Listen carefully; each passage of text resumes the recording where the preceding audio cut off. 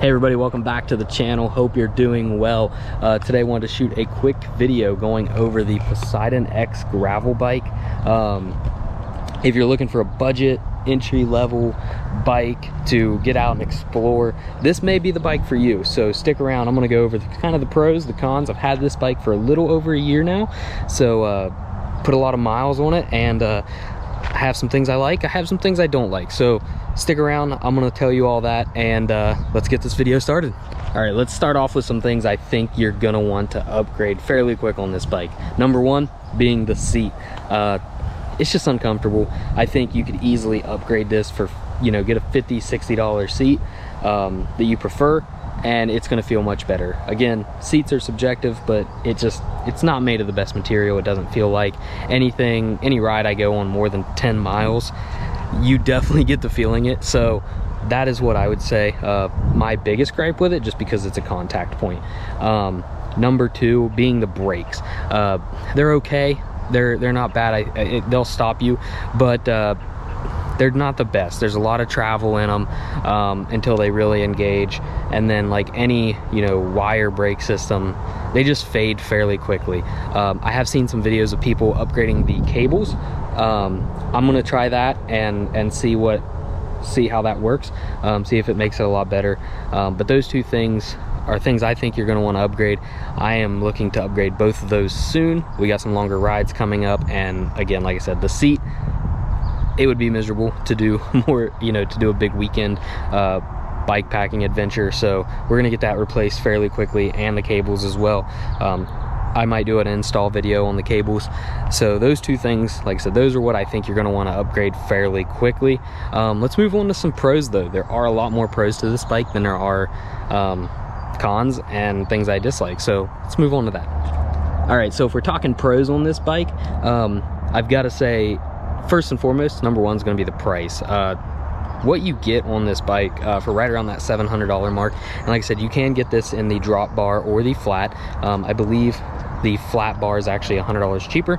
I got the drops just to kind of give me some different hand positions on longer rides, and I primarily was going to use this on pavement anyway, so it works for me. But the pros really, I was highly impressed by the Microshift Advent X on this bike. I think it's honestly perfect, especially for the money. And when you get a one by, you know, you're getting something lighter, something a little bit easier to maintain, and that's always a pro. Number two is just the mounts. There are mounts galore on this. I have a medium-sized frame, and there's 3 bottle cage mounts inside the triangle. Technically 2 more on the fork that you could add, and then you've got the traditional rear, I forget what they're called, mounts, but there are a ton of mounts on this thing. And then lastly, let's just kind of go the carbon fork on the front.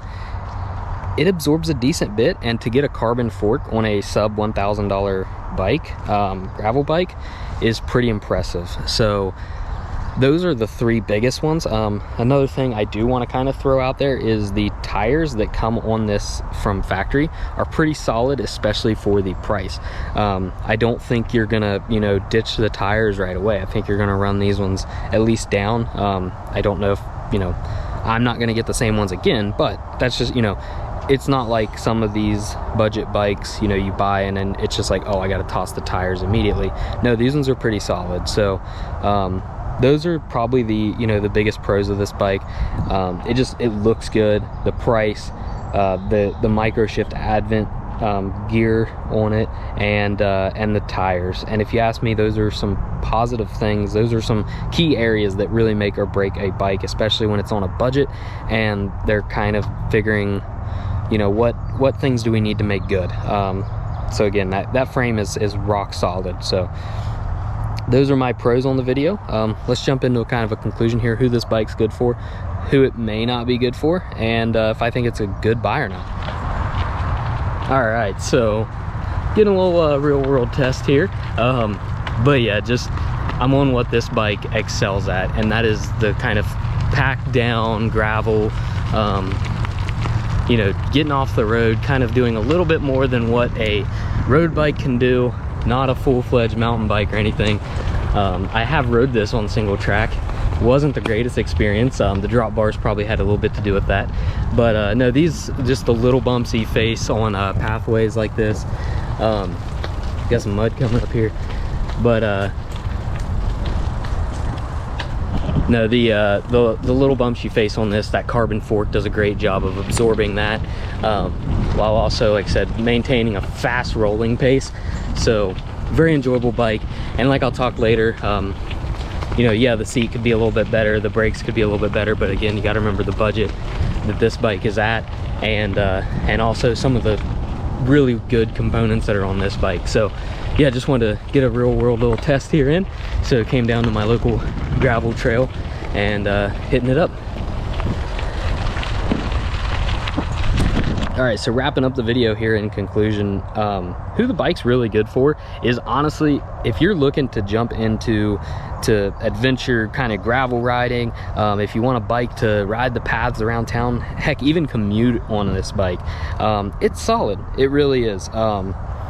Is it something that, I mean, how long will it hold up? Only time will tell. So far, like I said, I've had this one for over a year and it's still running solid with all the actual regular parts. The only thing I've replaced on this is the grips, or the grip tape, I should say.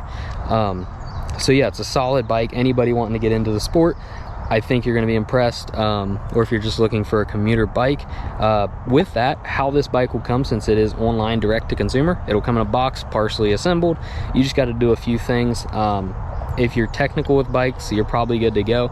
If you're not, highly recommend just take this thing in, pay a little extra money and have a local bike shop kind of get it tuned up, get it rolling for you, and go about it that way. But yeah, right from the get-go, I've really enjoyed this bike. I think honestly anybody who picks it up, when you factor in what it costs, you're gonna be impressed and you probably enjoy it too. I know I have, with those few exceptions. The seat, the brakes, got to get those upgraded. So yeah, hope you liked the video. Don't forget to like, subscribe, comment, and follow along. We're gonna take this bike out and the Giant Talon 2. Both of them cost about the same, so we're gonna take them out, do a comparison, and you know, kind of compare which one you should jump on, which one, you know, if you're getting into gravel bike riding, because a lot of people convert hardtails into gravel bikes as well now. So we're going to compare those two, so be looking for that video here coming in the future, and other videos. Thank you.